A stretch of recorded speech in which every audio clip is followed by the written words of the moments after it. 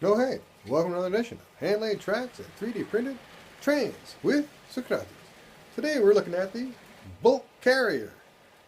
It's a bulk carrier flat car, has 2 to 4 coil cars fitting on it, magnetic. You can run it with a container cargo, 40 foot or 45 foot cargoes, also 20 foots, 220s. It has magnets inside, holds the loads on. The loads themselves are just in there loosely. There's magnets inside the car, magnets inside the loads, and the base of these loads holds them on securely to the car. Printed as a 3D printer, works on any 3D printer because it's basically by layer, pausing and changing the filament on different layers. Held together with, or runs on microtrains couplers, press fit inside of the base. I use the medium shanks.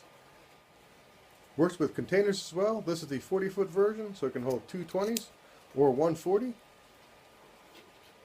And the larger 45-foot version holds a 45 or 2 of the 40s that are specially made for this. Everything's held on with a magnet. I mean, they will fall apart, but trains don't tend to run upside down, so, you know, it's more than secure enough. You can see they've been running there for a while. They're more than secure enough. Holds the load in place. That way you can run it as an empty or with the load, or you can run it with just the coils or the empty coils as well. So you can run it as an empty with your empty coil cars, or stick in some coil loads. Same car, different ways. Like I said, microtrains couplers on the bottom, couple color changes, couple magnets inside, pause command for the magnets. Okay, so this is basically, I slice it in Simplicity 3D.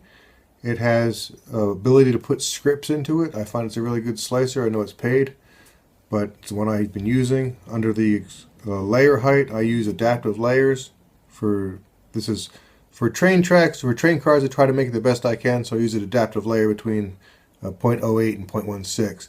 Under the post-processing, you can add scripts, and I have a change filament script, basically a pause, and another pause for the magnets, another pause. So basically the change filaments is a pause with the change filament command thrown in, and the magnets is just simply a pause. And the way you figure out what height to put it in, you sort of have to slice it first at your settings and then go back and find the layers. So like I said, I'm slicing this at 0.08 to 0.16, and in this case the magnets start covering in the magnet spot at layer 13. And so you have to find out what height is where you want the colors to change and what height you need to put the magnets in. And the magnets are at that same point where the layer starts. Basically, that's the next layer is the number you want. So it starts to cover it at 13, so you want to pause the magnets at layer height 13. The other place I'm pausing again is for the bottom. I'm doing 2 color changes and a magnet change. The first color change is from wood to the paint color of the body, and the second color change is from the paint color of the body to the under of the body. In this case, I'm doing it in silver. So I've already have 5. Layer 6 is where the first color change goes from brown to yellow, and I have at layer 5, I have the sound makes the chime, so I'm pre-warned 1 layer early, and then at layer 13 it pauses for the magnets, and again I have a pause at 12, or a chime at 12, so I know it's coming up, just to remind me. So you have to change it in both the 2 places, in the first and the second instance there, where it has 23 in 2 places with a comma after it, and the 22 in 2 places with the comma after it. So it makes a chime at 22, and it does the actual change filament at 23. The magnets are at 13, and another color, the change filament's at 6. And so you can check again in your slicer, make sure everything's at the right height, go ahead and export it to your, in my case, SD card, and go ahead and send that to the printer, and you just have to listen to the beeps going off. You can check your heights again and again to make sure everything's exactly where you want it. Again, 13 is where the magnets are first covered, and that's where you want the layer change for the magnets. And then I saved it onto a SD card, and away we went to the printer.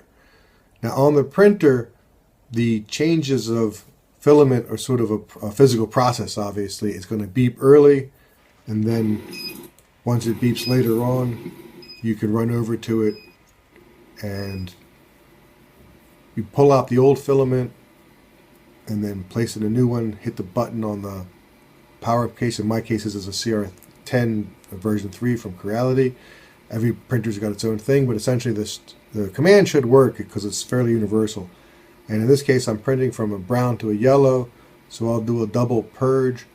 Once the purges come all the way out, I hit the button a second time, and that goes ahead and purges that a little bit more, because it tends to be dark color. It takes a while to come out of the machine. Sometimes I'll actually pull it a little left and a little right to help it clean out from the nozzle. Wait for the last second to pull it away. I added a retract command in there, so it got rid of most of the oozing problems. And you can see that the beginning holes are for the magnets, and a couple more layers will come back and add the magnets to it. And again, it's the same basic idea. You have to figure out what height you're going to be at, and then pause it at that height. In this case, I'm just doing magnets. And one of the things with the magnets, if you're doing a car body, you want to put the magnets oriented on a previously printed car body as well, because otherwise the magnets could go in backwards, and it's sort of a real pain when you try to put the load on it and it bounces away. So always use the like for likes. If you're doing a car body, use the car body to hold your magnets on it, and if you're doing a load, use a load to hold the magnets on it, because otherwise at some point you'll definitely get one in backwards. I mean, it's no big deal. The print's kind of garbage, and I use a pair of snippers to cut the plastic apart and get the magnets back out, throw the print away, and start again. And that's the beauty of a 3D printer, is that you can make mistakes a few times if you need to. And this will come back a couple layers later. Again, it beeps early. I find it's helpful to don't have to pay attention to the printer, but once it beeps that first time, it takes a little while for the next beep to happen because it's a full layer away. But it gives me a chance to get ready for my process of having to get over there and maintain my printer duties. And as you can see, it covers over that first layer, goes over the magnets quite nicely. There's a tiny little gap in there. Better the tiny gap than too tight, I suppose. I don't know. It works for me. It's not something you bounce around. I've never heard them clicking on the tracks or anything like that. The magnets aren't strong enough to like really hold on to, because if I had bigger magnets at one point, but they interfered with each other, and the loads would push each other around. And also, as you're going down with a load, you can make the thing snap off the tracks if it's too strong a magnet. These seem to be good. They're 6mm round by 1mm thick magnets, by the way. I get them from AliExpress. They worked really well for me. Did another color change because I like to have the bottoms in a different color. Some people say I have too many colors in my cars, but the truth is it's my railroad. You get to do what you like. I use a PEI magnetic bed, kind of bend it and things pop right off, and I find that to be a really effective use for the bed. A lot of people complain about sticking issues. I find it's the greatest bed for that because it sticks when it's hot and it doesn't when it's cold, and you can bend it and things pop right off. Again, another color change on the sides are the same as the base, the brown for the wood, and then whatever color you're doing it. And in this case, I'm doing it in yellow. Again, it's a yellow from brown, so I do a double purge to make sure that it's at least clean. I have a little mirror set down underneath the printer so I can see the nozzle a little easier, so you can kind of give an eye on it and see what's going on. And then when it goes away once through, you have to rotate on a creality, extrude some more, extrude a bit more filament. It just keeps from bleeding because there's no purge whatsoever beyond this. Hit the continue, last second, pull it away. It's off to print the ends. And the ends are sort of a friction fit. They kind of squeeze into the end of the base. It's a very fine line between too tight and too loose, but if it's easy to get in, well, they're going to fall out as well. But they slip into the ends. They don't have to come out a second time. And again, when you're doing loads, take your magnets, drop them onto an old load so they sort of self-orientate themselves. And in this case, again, it's a load. The base of the bulk carrier for the coils has these little carrying vessels. It's what I see in all the photographs when you search it online for bulk carrier cars and coil cars. And so I buried the magnet inside the base for the bulk carrying coil car, and that way you can run it with the coil and the base, or with just the empty flat car.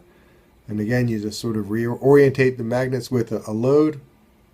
With the pause command, it comes out of the way, moves the printer out of the way so you can get to the magnets. Slip everything in, push play again, or push continue print. printer zips back into action, and it quickly covers over the magnets themselves. A little while later, again, the PEI bed is great, and you can see they're certainly magnetic, but magnetic enough to hold them on, but not magnetic enough to interfere with the trains. In the end, it's one of my favorite cars ever made. 3 version, 2 version, 45 foot, 40 foot, all together the same. Get them on Cults. Love printing these things for the trains. And they work. See? Thanks for watching. See you again next time soon, here on the channel. Handley Tracks doesn't have a theme song, doesn't have a theme song, doesn't have a theme song. Handley Tracks doesn't have a theme song. Still doesn't have one yet. Handley Tracks doesn't have a theme song, doesn't have a theme song, doesn't have a theme song. Handley Tracks doesn't have a theme song. Still doesn't have one yet.